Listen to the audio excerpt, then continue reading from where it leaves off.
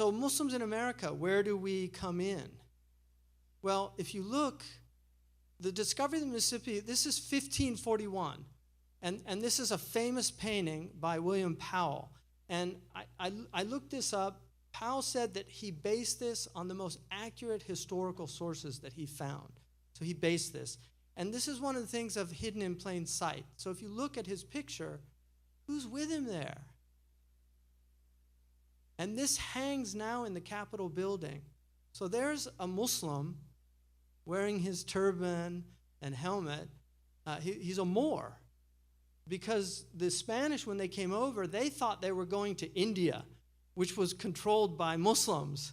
And so they always brought translators and Muslims with them. And this is why if you travel around, you'll notice a lot of Spanish names like Alcatraz is Al-Qutruz. You have a lot of Arabic names wherever the Spanish went because they had Muslims with them. They called them the Mudajjanun, the Mudakhares. The Mudajjanun were the domesticated Muslims, right? And they brought them with them, and that's why you find in Mexico, you find all these names like Nura and Fatima, and these are names from the Spanish that brought Muslims over, and they were here. So this is early on the Muslims were here. Ottoman armor was discovered in an archaeological dig in Virginia. There's evidence that the Muslims were here before Columbus. These are debated points, and I understand that, but forgotten roots. And there was a scholar that found Arabic inscriptions in several places in the United States. We also know that the Seminole Indians, if you look at their dress, they're clearly wearing West African garments. They're wearing turbans. Askeolah, if you look at a picture of Askeolah, he basically looks like a West African Muslim. So we're pretty certain that they were here. So what were the Founding Fathers' views on Islam? Well, George Sale, and I actually have, there's not that many copies left, but I actually have an original copy of George Sale's Quran, published in 1734. And Thomas Jefferson, this is in Thomas Jefferson's library. And this was the Quran that Keith Ellison was, when he became the first Muslim congressman, he swore his oath on the Jefferson Quran. And symbolizing this, this goes back a long time. This was the first translation I read, which is very strange because it's actually a pretty good translation, but it's written in very archaic English, but it was the one that I found for some reason at a used bookstore, and the first one that I read. So somebody gifted it to me, so I think. Now, another really interesting character was Henry Stubb, who wrote an account of the rise and progress of Mohammedanism. This book was never published because he was afraid of persecution. He really praises Islam. It was a book that we know was in the library in a manuscript form with Thomas Hobbes. So Henry Stubb was the first European to really praise Islam and recognize that they'd done things that the West had to catch up. In fact, Nietzsche, who's dies in 1900, Nietzsche was writing mostly in the 1870s and 1880s. Nietzsche in the Antichrist actually says that Muslim civilization even makes our 19th century civilization look very late indeed. Like we haven't caught up yet. So a lot of fair-minded Europeans were aware of this amongst the intellectuals. Benjamin Franklin, we heard in Amir Suleiman's poem today. Franklin's an interesting character. He wrote a book he wrote a little pamphlet about the narrative of the massacres of a certain Indian tribe. They killed tens of Indians, including women and children. And so he was very disturbed by this. And there's two great blemishes, I think, on this country that we're still dealing with. One of them is just the incredible mistreatment of the native peoples that were here originally. It could have been very different, and there were enlightened Americans even at this time that recognized that it could have been different. but this is one of the great crises of tawfiq is something that is determined by God alone. And the other, obviously, is the African American and the slavery. Again, you had enlightened people from the very start, but unfortunately, they were a minority. So in this treatise, which is very interesting here, you can see that Benjamin Franklin says he's rebuking these Christians who mowed down these Indians, and he said that Muhammad, when the account was brought to him, applauded the men for their humanity, but said to Khalid with great indignation, "O Khalid, thou butcher, cease to molest me with thy wickedness. If thou profess after a heap of gold as large as Mount Uhud, and you should expend it all in God's cause, thy merit would not efface the guilt incurred by the murder of the meanest of those poor captives." This goes back to an incident where some captives were killed, and when Khalid was a relatively new Muslim, but when the Prophet heard about it, the first thing that he did when he got the message was he turned to the Qibla and he said, "Allahumma inni bari'un mimma sana'a Khalid." I have nothing to do with what Khalid did. And then he immediately got diya money and sent it to pay to the people whose relatives had been killed. What's interesting to me is that what Benjamin Franklin says in this pamphlet is basically they would have been better off had they surrendered to Muslims, because Muslims, since Khalid was, he says this later, since Khalid was rebuked by the Prophet, Muslims have never harmed a captive, which is it's quite tragic what's happened now, because that was the attitude of Benjamin Franklin. And he knew about the captives of the Barbary Coast, so it's not like he didn't have history about this. So,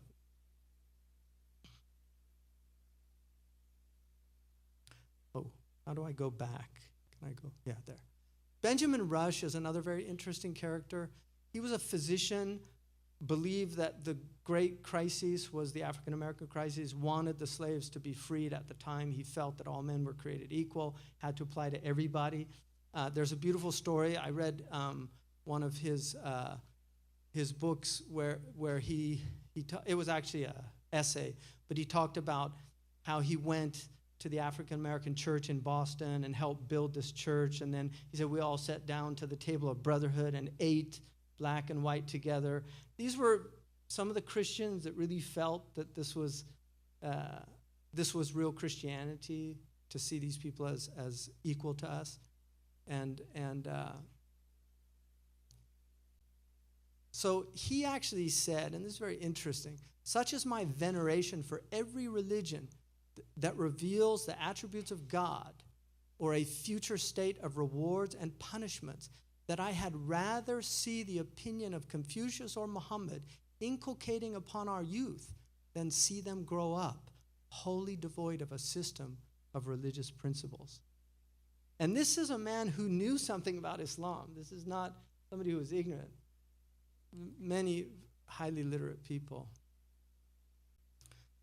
This is another very interesting event that happens in history. Joel Barlow, who, for people that had to do Norton's Anthology of American Literature, I don't know if they still do that. When I was in school, you had to do this Norton's Anthology.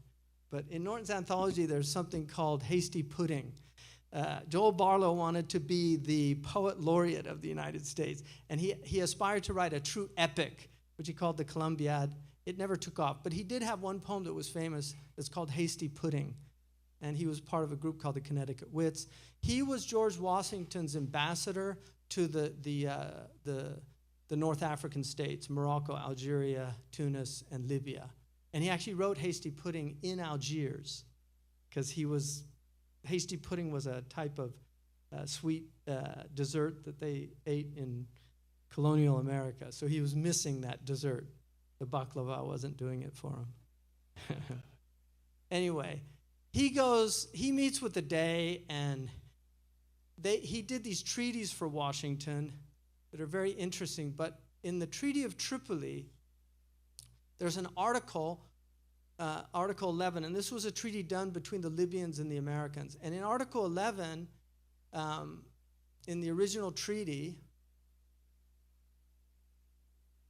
so, as the government of the United States of America is not in any sense founded on the Christian religion, as it has, in itself, no character of enmity against the laws, religion, or tranquility of Muslims, and as the said states never have entered into any war or act of hostility against any Mohammedan nation, it is declared by the parties that no pretext arising from religious opinions shall ever produce an interruption of the harmony existing between the two countries. This treaty was ratified without one dissenting voice in the Senate. But Article 11 was not in the original translation. That's very interesting. Okay? But this is what they gave the Muslims. Yeah. So, anyway, John Adams becomes president.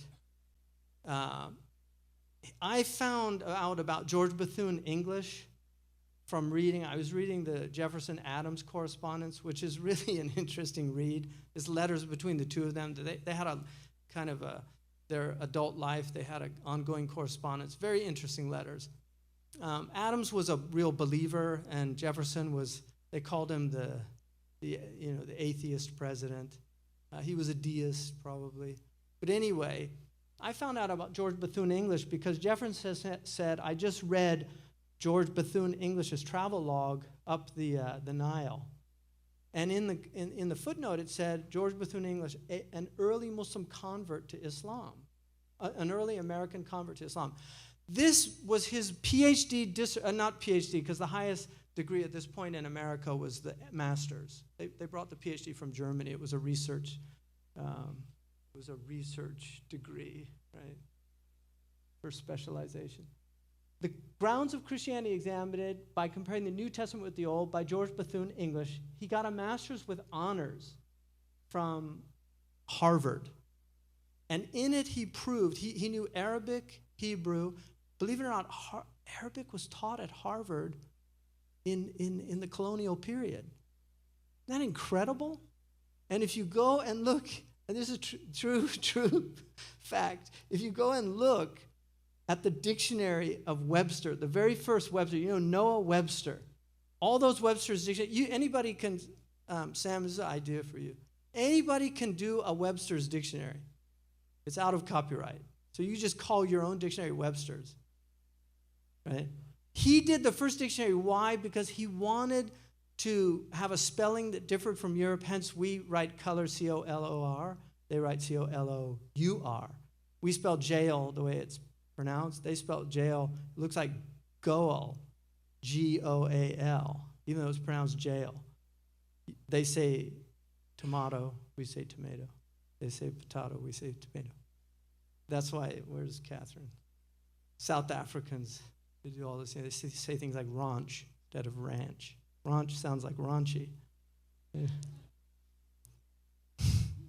So, he wanted to write an American English and standardize it.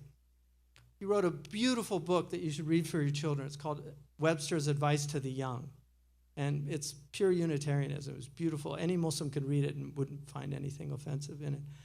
But in his book, he wanted to prove in his first dictionary, 1828, that English went back to Hebrew.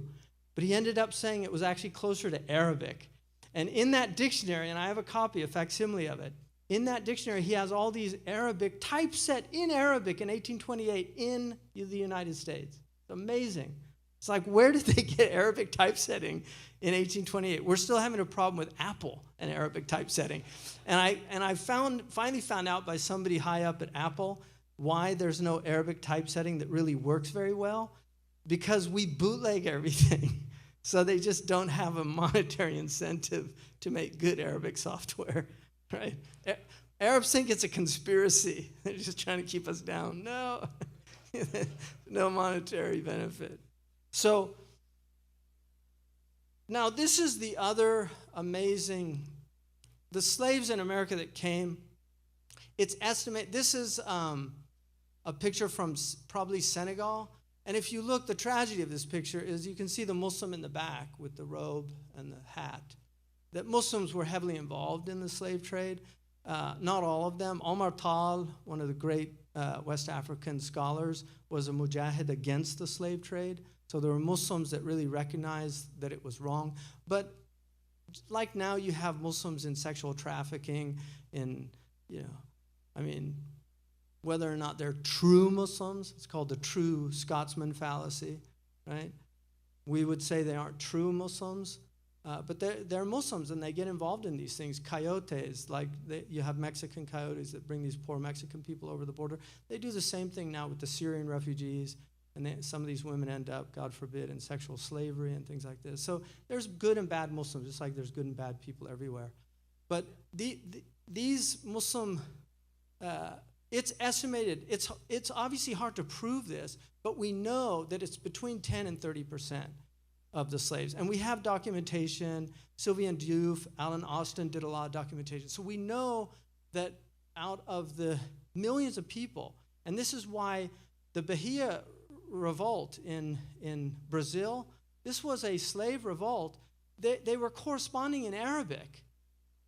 That's how they were actually corresponding in their messages so that the Portuguese couldn't read it, the Portuguese Brazilians. So there were huge populations of Muslims in South America, in Central America, some in Mexico, and then there were large numbers of slaves that were here in the United States that were Muslim.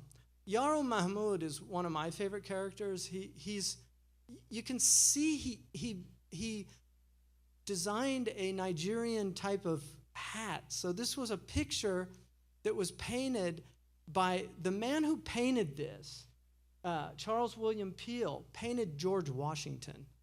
And in his own diary, he said he originally intended to.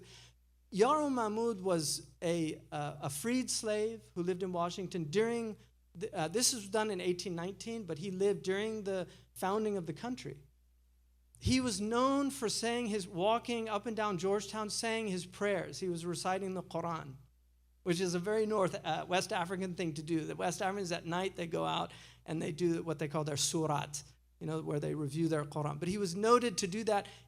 They said he would chant in Arabic his prayers, walking up and down Georgetown. He was very well loved. He'd been he built houses from brick, and he had his own house. He was freed. But Peel said he originally intended to spend one day with him. He liked him so much, he spent 3 days with him when he sat for him, because he enjoyed the experience so much. So you can tell he's got an etched smile on his face. Like he's one of these people that his just the default setting of his mouth was in a smile, which there's not very many people like that. Some people, like Trump, has the default setting of an intense frown or really a scowl. He's got that scowl on his face, But you can see this beautiful smile. And then here's another extraordinary, Abdurrahman Ibrahim bin Sori. He was actually the subject of a film that was done by Michael Wolff and Alexander Kronemeyer about the prince. What was it called? Prince Among Slaves. So this was a man who was freed. He went around the country lecturing, raised money, actually got his family freed, and ended up. This man is another extraordinary man, Ayoub Suleiman Diallo. This is from Senegal, beautiful man. He was actually painted in England. He became a cause célèbre. The Unitarians were so impressed. He learned English in a few months, and he was a theologian, so he would debate against the Trinity, and the Unitarians were so impressed with it that they would take him to debate against the Trinitarian preachers in the churches. And he ended up going to England. He was honored in England, and he ended up having commercial ties with the English traders and going back to Senegal. So I wanted to do him first because I was involved in that. but I really thought that he was just such incredible. He was clearly a wali of God. I mean, I believe this because, you know, in the prison, he was put in jail for a short period, but they all just couldn't help but really admiring this man. And then this is an actual photograph of a Muslim, Omar bin Said, another extraordinary character with an amazing story. He was also educated, and this is actually from his own hand. Yeah, that's actually from Surat Mulk, and it's accurate. So he wrote out Surat Mulk in his thing. George Washington had a character who was kind of a gopher character, Tench Tigman, and in it he asked him to find him some slaves, and in the letter he actually says they can be Christians or Mohammedans or atheists, as long as they have good character. So equal opportunity slavery. As long as they had good character and a nice face, right? That was his criterion. So we have pictures of him. So this is in the actual letter. That's in his own hand.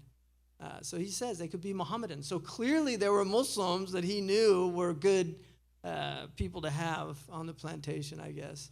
And yeah, so very interesting history this country has. But here's a picture of him, right? There you see in the back. Right, look at that. Got his little turban on. They called these blackamoors. It was a status symbol to have a Muslim slave. The War of Tripoli is probably one of the great tragedies in American history. Washington did not want a war economy. He did not want a standing army because he did not want the burden of that it would take on the treasury. And believe it or not, the Treaty of Tripoli and Algiers cost the U.S. government at the time $850,000. That was the deal that they paid to the Muslims of North Africa, and that was 1/3 of the federal budget at the time. It's amazing. But Washington did not. He thought it was better to pay tribute than to get into a war economy because he just felt it would really do what it did to the European states, which was create massive debt. So now we have almost $1 trillion budget now it's moving upwards. I think it's about $600 billion. This crazy war economy. So Jefferson, when he became president, he wanted to, he didn't want to pay tribute. And so he said we should go to war with them. So he begins the thing. The U.S. Constitution, one of the things about the Americans is that the technology has always been extraordinary. At this time, the Americans developed ships that were built with oak from Georgia. And they called them Ironsides. And the French and English thought they were made of iron because the cannonballs would bounce off of them. The oak was so strong, it wouldn't penetrate the wood. And so this is why they were so effective. So Jefferson actually had them build these, I think he earmarked for 4 of these ships.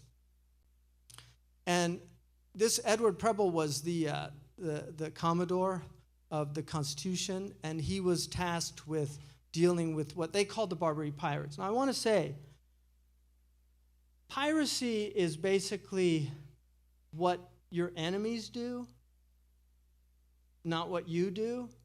But if you read the Constitution, there's something in there called letters of marque and reprisal. We have some lawyers here, right? Don't we have, who's a lawyer? We have a lawyer. Did you do that in constitutional law? Yeah. What's a letter of marque and reprisal? It's basically permission for private ships to pirate ships of the enemy. So the U.S. Constitution actually grants the right for piracy on the high seas. So this is what countries do. The Muslims were if you had a treaty with them, they didn't attack your ships. But if you didn't have a treaty with them, they would attack your ships. So when the Americans broke off from England, the English pressured the Algeria and Libya and Tunis to actually target the American ships. The English ships weren't being harassed because they had treaties with these. So they said, no, you have to target them, put pressure on them. So this is what happened. Now, this is a very decadent, unfortunately, and we have some Algerians here, so I love Algeria. I studied in Algeria. But the Algerians the government was pretty decadent. I mean, nothing's changed. It's been going on for a while. But Bainbridge actually took the Philadelphia into Istanbul in the Marmara Sea. He goes into Istanbul and he meets with the Ottoman Caliph at the time. The Ottoman Caliph said that he was so happy to see stars in the American flag. He said, we too have stars. And he said, the beauty of this is that there's enough room in this world for all of us, just like there's enough room in the sky for the stars. That's what he told the American. He said, so there's plenty of room for us. And so Bainbridge, though, loses the Philadelphia, and it runs aground on some shoals. And this young man, Lieutenant, he could have almost been president of the United States, but I don't know if people know, but there's cities all over America called Decatur. They're named after, this is the first major hero superstar in early America. This man led a raid on the Philadelphia it was in the harbor, and they dressed up as Muslims, and they went in pretending they were a Maltese ship that needed help, and so they lined up alongside the Philadelphia to destroy it, because at the time the Philadelphia would be like today having a nuclear warhead or F-16. It was very advanced technology, and it would have really given them an advantage. And so, and here's this most bizarre thing, and this is the weird thing about history. There was a character in Libya, the Karamlis were the rulers of Libya at the time, but there was a character in Libya named Peter Lyle. Peter Lyle was a Scotsman, and they had these characters called renegados. These were Europeans that became Muslim. They called them renegados, renegades. The Spanish called them renegado, but it became a term used even amongst the English. Peter Lyle had been impressed by the Americans when he was a young man, and if you know about impressment, it was a horrible thing. If you want to read a good story about it, it's Billy Budd by Herman Melville. But impressment was where they would just come alongside a ship and force people, or they would take people from the shore and just bring them onto the ship. It was basically like a slavery. He had been impressed on an American ship. He hated Americans. He became a Muslim. He actually rose to the level of admiral, and he took the name Murat Rais. So he was Amir al-Bahr, which is where we get the word admiral from. He told the Libyans, the Americans are cowards, they don't know how to fight, just we can deal with them. Big mistake. So this was the beginning of the special forces. So they went in, this wasn't 1812, it was actually before it, but they went into the harbor in Tripoli, dressed as these, and this is Decatur. Preble. But Decatur goes in and leads, it was basically a suicide mission. They actually thought they were going to die, and they were volunteered on a suicide mission. As you know, most Congressional Medals of Honor go to people that died doing something. So there are suicide missions. Suicide bombing is haram, and I've always been against it. But the idea of sacrificing your life for others in war is known to be bravery. So that's what they do. They end up blowing up the ship. And then General William Eaton leads an army of, it's a very bizarre army. This should really be a film, but he leads them across the desert from Egypt. Half of them are Arab mercenaries. He leads them across with this small group of Marines and into Derna in Libya, because the two Karamlis one brother wanted to usurp the other brother, so he sided with the Americans. And this constantly happens in Muslim history. See this again and again. So he goes across the desert here. This clicker is okay. And then, so this is a picture of the Marines attacking Derna. And then raising the flag. It was the first time the flag was raised in a foreign nation. I don't have sound, but it goes, from the halls of Montezuma to the shores of Tripoli. So that's Tripoli. Yeah, that's the Marine hymn. Now this is the Mamluk sword, which actually became the official sword of Marine officers. So they still have Mamluk swords. Very interesting. It was actually given by the Egyptian ruler to the Marine officer. So, and it became the standard for the Marines. So here's some Taliban, right? No, they're not. Those are Americans. That's the Civil War. Both sides they had these, they called them Zouaves from Zwaya. And they used Moroccan designs because they were still enamored of the Moroccan, a lot of the military stuff comes from Muslims, all these designs on the. So, but in the Civil War, they had these Zouaves. They were Americans. They weren't Muslims. But anyway, so we've been here from the beginning, and this is Reverend George Bush, who's the great-great-great-great-grandfather, I think it's 8th or something, of President George Bush, wrote the life of Muhammad, right? That's amazing. Washington Irving wrote Life of Muhammad. When he deals with the age of Aisha, he just says, he doesn't make any comment about it. He just says, well, it was known that women in the Arabian Peninsula matured early. That was his only comment, because it wasn't shocking to pre-modern peoples getting married at 12 or 13, and there's debates on that. But this is another extraordinary Muslim, Alexander Russell Webb. He had been a consul in Philippines, and he got to know the Muslims in the Philippines. He ended up becoming Muslim. Noble Drew Ali. It's very interesting, some of the African Americans attempting to discover their Muslim roots. This was the beginning of this, and from these type of events, the nation will emerge, which will bring Ellis Island, the first Arab immigrations that happened in the 1890s. And then obviously, the Melungeons are very interesting. They think that they're probably have Muslim descent. But the Melungeons, they think Abraham Lincoln might have been Melungeon, hence his interesting features. Another thing, the Washington Monument, which was in the Washington Monument, and believe it or not, I was told about this by a historian of Turkey, who told me that on the 14th floor, there is a tughra from Abdul Majid Khan to the American government. When I went there to film this, we got permission to film. They did not know this tughra existed. And they swore to us that there was no Turkish, this was purely American. And they went up to the 14th floor on the elevator. Sure enough, the tughra was there. They didn't even know this, and there it is. This is in the Washington Monument.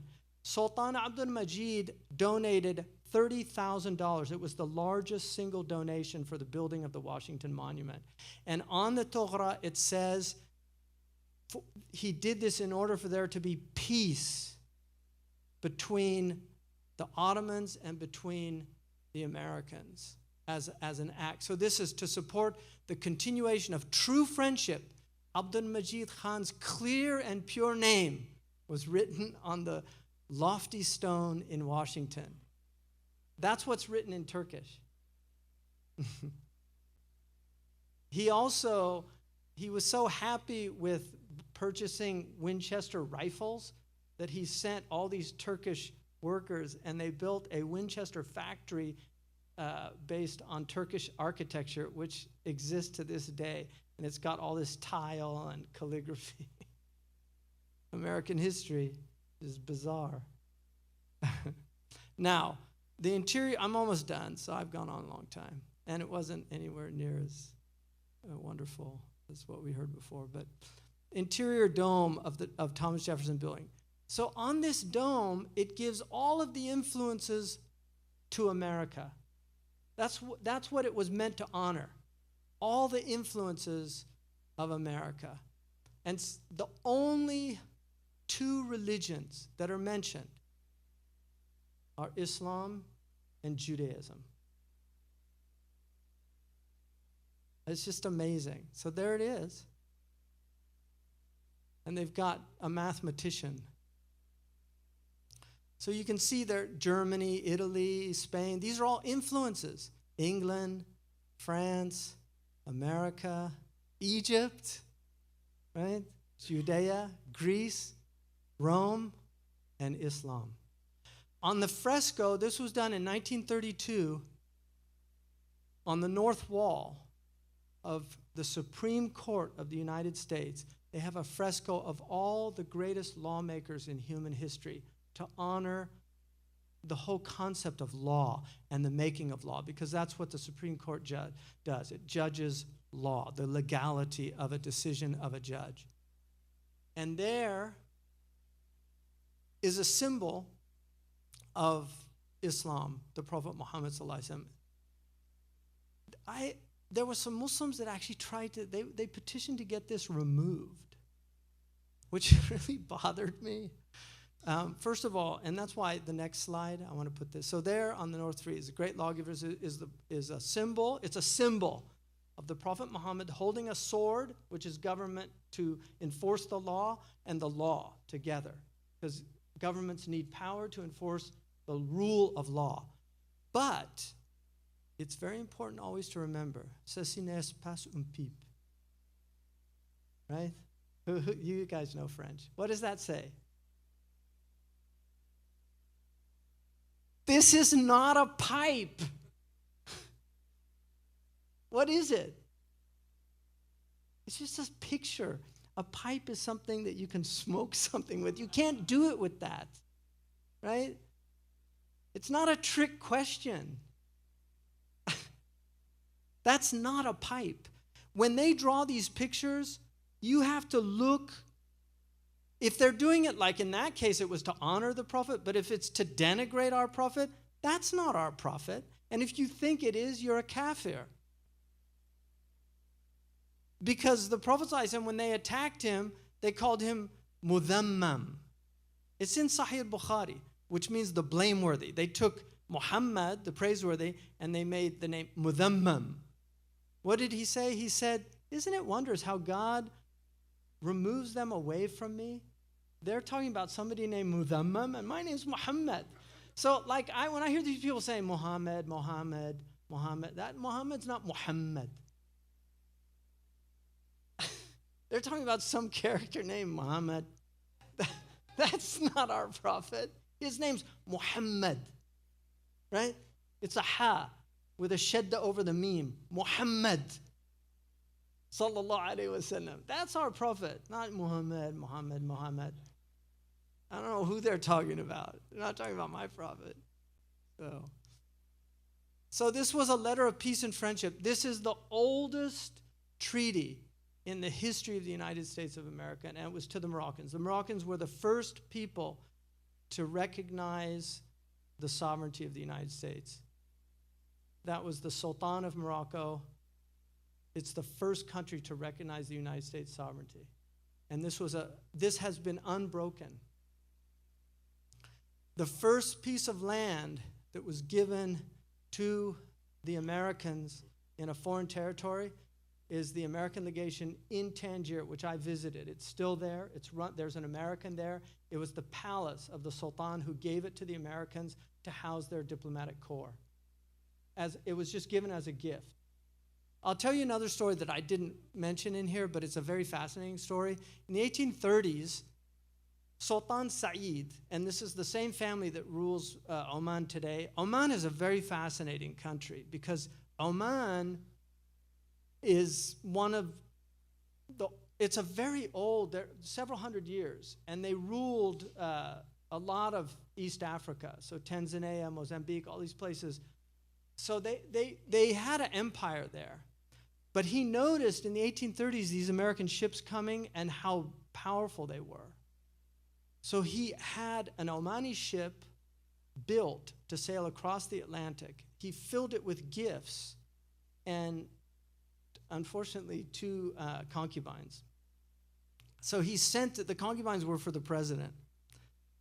But they show up in the harbor in New York, and these sailors came down with their turbans and their beards. If people see Omanis, they know that. They traditionally had big beards and turbans. And they were a big hit in New York. A lot of people were going down to see this ship. They brought all these gifts. The Congress debated about what to do with the gifts, and this is the beginning of the Smithsonian. They sent the concubines back. So anyway, George Washington, in his farewell address, he cautioned the Americans to observe good faith and justice towards all nations, cultivate peace and harmony with all, religion and morality. Not our religion, but religion and morality. It's nakira, right? يفيد العموم amongst some of the usuliyin. So this is my hope, that we need to, we need to recognize that we have to live together. We have weaponry now that can destroy large numbers of people with literally the push of a button. We're living in a time with just incredible instability, very dangerous times. We're living in a time where individuals can get hold of nuclear materials and really wreak havoc. And we just have to pray. Really, people need to pray. The Prophet ﷺ said that prayer wards off harm. There's 3, according to Ibn Qayyim al-Jawziyah, there's 3 things that dua does. If it's strong dua, it literally will ward off whatever harm's coming. If it's not strong enough, it gets overwhelmed, but it can mitigate the harm. And the third, and this is in a Sahih Hadith, the third is that the prayer and the tribulation, they start fighting, and they keep fighting until the Day of Judgment. So the tribulation doesn't come down. So don't underestimate the power of prayer. Ista'inu bis-sabri was-salah. Really seek help in prayer and in patience. But we really need a lot of prayer and patience. Our community is a beleaguered community, but we're also a very fortunate community. We're not oppressed in this country by and large. I mean, the idea that we're oppressed, I think, is a false narrative. We have a lot of incredible opportunities in this country, but the most important thing is that we live our Islam and we practice it, and really we be upright people, virtuous people, because people recognize that. And in a time where everything's falling apart, the poet said, turning in the widening gyre, the falcon cannot hear the falconer. The center things fall apart, the center cannot hold. Mere anarchy is loosed upon the world, and the blood-dimmed tide is loosed, and everywhere the ceremony of innocence is drowned. The best lack all conviction, while the worst are filled with passionate intensity. So we really need to, kuntum khayra ummatin ukhrijat linnas. You have to live up to that. Kuntum is in the past tense, right? But Omar said the only way you can fall into that is to do the conditions. تَأْمُرُونَ بِالْمَعْرُوفِ وَتَنْهَوْنَ عَنِ الْمُنكَرِ وَتُؤْمِنُونَ بِاللَّهِ. So, Jazakumullah khairan. I want to thank Sam again for this wonderful forum that you're doing. May God give it great success, continuity, perpetuity. May He bless all of you and the people that come here, and inspire us to do similar works and to show who we are by our actions and our deeds. Inna Allah la yanduru ila surikum wala ila alwanikum aw absharikum fi riwaya, walakin yanduru ila qulubikum wa a'malikum. God does not look at your forms or your colors, your complexions, but He looks at your hearts and your actions. And to translate that into grammatical terms, God doesn't look at nouns and adjectives. but he looks at verbs and adverbs, right? And just to give you an example of this, all morality should be based on verbs and adverbs. And false morality is based on nouns and adjectives. So just to give you a quick example of this, if I say a Palestinian killed a Jew, the noun Palestinian should be irrelevant, and the noun Jew should be irrelevant. The question is, what was the verb? Killed. And then you need an adverb. Why did he kill him? Right? Justly, unjustly, in self-defense. That's an adverbial phrase. That's morality. Is never to look at the nouns and the adjectives, but look at the actions and the adverbs that give you an understanding of those actions, that qualify those actions. Why? And that's the way, that's true morality, and that's what we need to inculcate. We need to inculcate a morality not based on color, not based on wealth or gender or any of these things, but based on what people do and why they do it.